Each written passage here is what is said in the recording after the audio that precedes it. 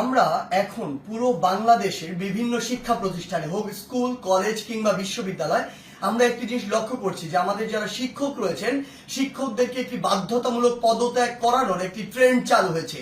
যে জায়গাটি নিয়ে আসলে অনেক কথা হচ্ছে এবং কথা হওয়া উচিত এবং এই জায়গাটিতে আসলে অনেক প্রশ্ন রয়েছে। প্রথম কথা হচ্ছে কোনো একজন শিক্ষক যদি কোনো একটি রাজনৈতিক দলের হয় বা মতাদর্শকে বিশ্বাস করে এটার কারণেই আমি তাকে পদত্যাগে বাধ্য করতে পারি কিনা। আবার আরেকটি কথা এখানে রয়েছে, সেটি হচ্ছে এই পদত্যাগ করানোর যে অথরাইজেশন এটি আমার আছে কিনা বা আমি এমন অথরিটি কিনা আইনসঙ্গতভাবে এটি আমি করতে পারি কিনা।